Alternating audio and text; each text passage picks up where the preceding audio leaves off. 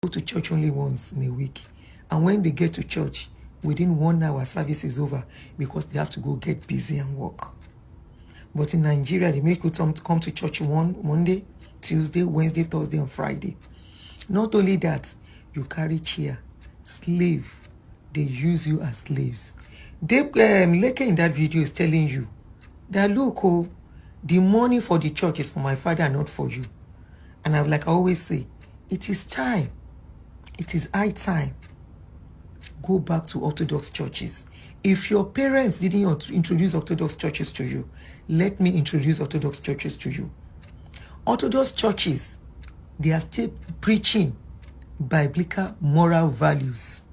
I listened to one of their videos of recent. I was amazed that we still have such preaching. They are teaching morals. They are not on pulpits to defend themselves. Our pastors in Nigeria, all of them have turned to Minister of Defense. All of them, all Pentecostal pastors, they have turned to Minister of Defense. All they do on pulpit is to defend their source of income. That is their church.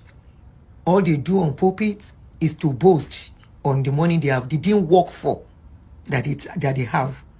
All they do on the pulpit is to boast on the school their children are going to with your own hard-earned money.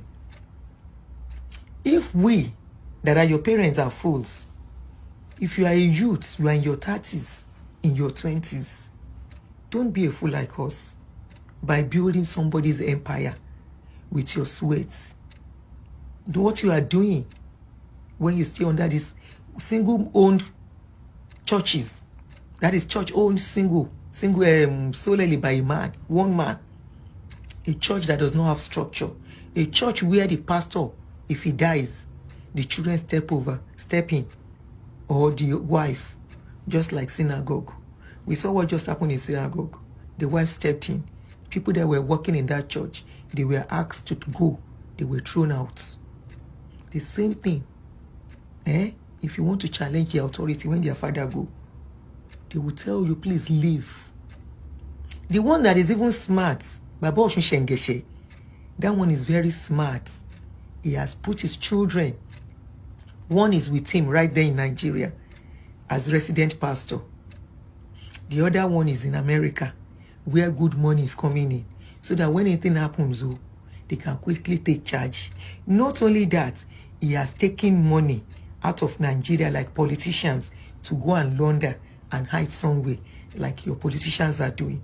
When I say the pastors and the politicians, they are the same thing. People will say, Madam, shut up. But I know what I'm saying.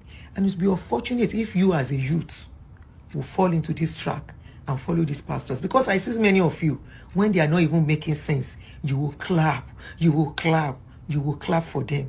Their school, you can't even afford it.